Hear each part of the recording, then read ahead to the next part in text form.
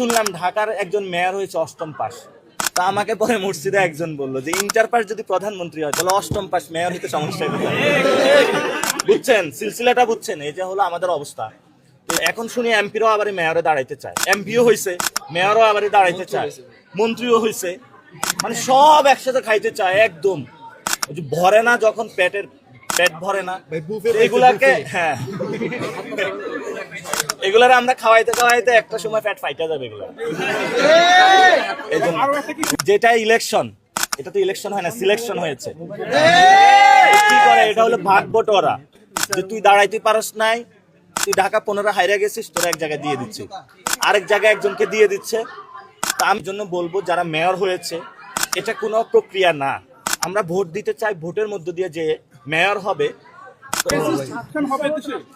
আমাদের কোনো দলের বিরুদ্ধে না, আমরা কোনো ব্যক্তির বিরুদ্ধে না, আমাদের যে সাংবিধানিক যে কাঠামোটা দেখেন। আজকে খালেদা জিয়ার একটা বক্তব্য ভাইরাল হয়েছে, উনি বলেছে যে আওয়ামী লীগের যে সংবিধানটা এটা হলো ছিঁড়ে ফেলে দেবো আমরা, এটা বলেছেন উনি, জনতার সংবিধান বানানো হবে।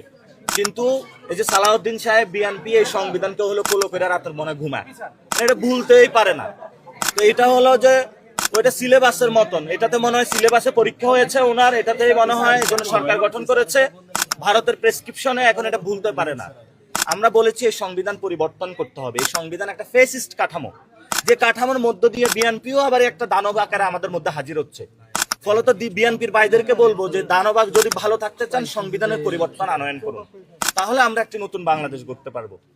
আসসালামু আলাইকুম।